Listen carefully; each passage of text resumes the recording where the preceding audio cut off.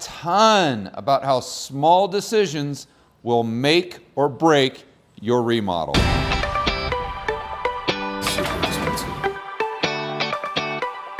So last week I got a call from Joaquin. He said he wanted me to meet him over at Adeo. What we needed to find specifically were some subway tile that would act as a transition going from the floor tile to the shower tile in our master bathroom. So the tile, right, goes to right here, right about this.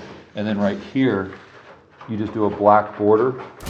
So number one, we needed to find that. Number two, we needed to find I wanted a white subway tile that we could put in the kitchen as a backsplash and put in as more of a herringbone format. That's becoming very popular nowadays in New York. I see it in LA all the time.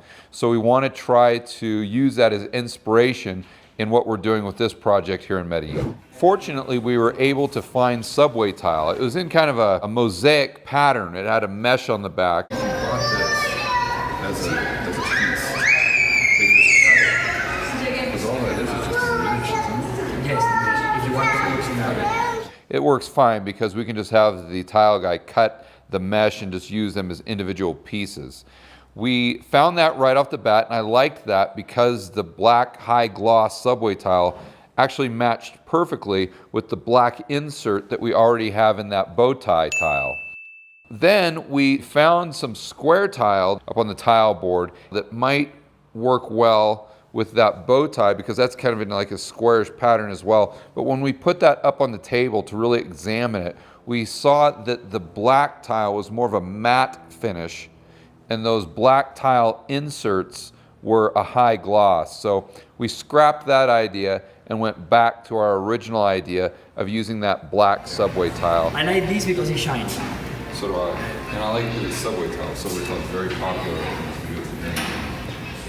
The next problem that you could have is they might not have it in stock and they might have to order it from another city. It might take a long time. So fortunately, when we checked on that specific item, they had plenty of it in stock for everything that we need for the apartment. So that was fantastic. Then as Sebastian and I were walking out, I looked to my right and up on the wall in like this hidden corner, I saw some herringbone subway tile that was already pieced together in that mesh. Joaquin, how about this for the kitchen? And it's already in the herringbone. It's a little smaller. No, I like. That's great. Just like this. Yes. The tile guy doesn't have to put up each individual piece. They just have to put these sections and it goes a lot faster. Plus there's a lot less room for error. So the end result is the project's gonna look a lot better. After we made that decision, I went back over to Alpha, and as we were walking over there, just out of the corner of my eye, look at that, whoa. I saw this marble tile, but it was this jet black and kind of a white and this gray, and it was just, I mean, you could see it from a mile away. It's one of those things that is just as a massive amount of wow factor. How much is it? 100? Yeah. It's actually not that bad. Oh, I wish I wouldn't have seen this. Why? Now I want to use it. So I took Joaquin in there just to show him. Where could we use that? As soon as he saw it, he fell in love with it as well. And then the challenge became, okay, well, where can we use this? It's so cool. You've got to say, okay, I'm going to use this somewhere. How can we make this fit in one of the remodels that we have going on right now? Could we use it for the backsplash at the Platinum apartment? Like we did the gold apartment? In the kitchen, yes, probably we can. Because you know how we use that? Just like the gold apartment. Yes. Because it's the same, the pieces are the same size, aren't they? If you go back to the golden apartment and look what we did there for the backsplash, you'll see what our vision is for the platinum apartment with that new tile that we just stumbled across when we were at Adeo. So after we got everything done at Adeo, we had to go over to the art apartment to make more decisions on the specific floor plan.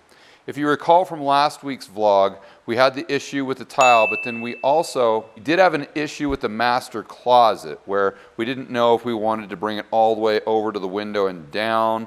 I thought it would be better if we just brought it above the window so we weren't covering up any of the natural light. We ended up doing that. The drywall guy built that out, and I think it looks fantastic. And we had an idea that, hey, maybe because we've got so much height above that master closet, maybe we could just demo that and build a little terrace and have like a little loft up there. Yeah, there needs to be space for flowers or a little desk and a chair and a computer.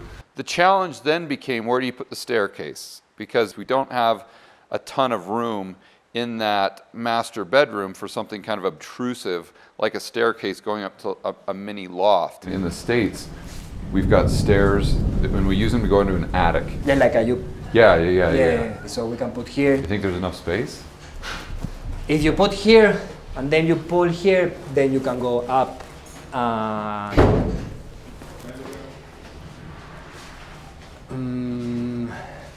We thought about it, we looked around, we thought, yeah, this might actually work, and we actually took a ladder and crawled up in the space. Joaquin crawled up there, and when he stood in the space, he was just like hunched over like this, and he didn't have enough headroom. If you can't stand up there, that's not enough space. All right. That put the kibosh on the loft idea. So we're just going to leave it as is. It's going to be great storage for camping gear or extra baggage. It's going to be a great area, but unfortunately it's not going to be a loft. We also went into the social bathroom where Joaquin is putting a fan. This is the fan. This is the fan, and we have ventilation to the top.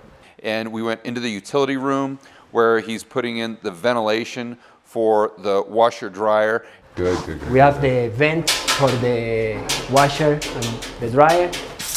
We have the vent for the hook.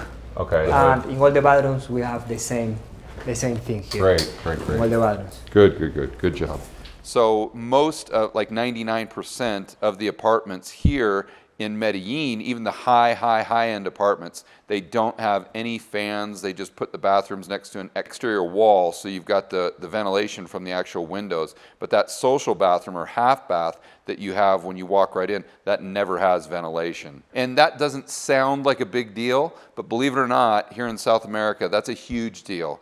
And for those of you flipping and rehabbing in the United States, you don't really have to worry about this as much. But for those of you who want to get in the game in South America, where the margins are higher and better, you've really got to think through the ventilation, because you're dealing with a concrete box. You're not dealing with drywall and wood where you've got a lot of space in between the roof and the ceiling or in between the walls. So that's something that we like to do in our apartments that really sets them apart. For the buyers that we have coming down from Europe, the United States, from Australia, they see that and they're never really cognizant of all those little details, but when you combine all those details together, they know that there's something unique and special about that apartment, and that's where you get a premium price.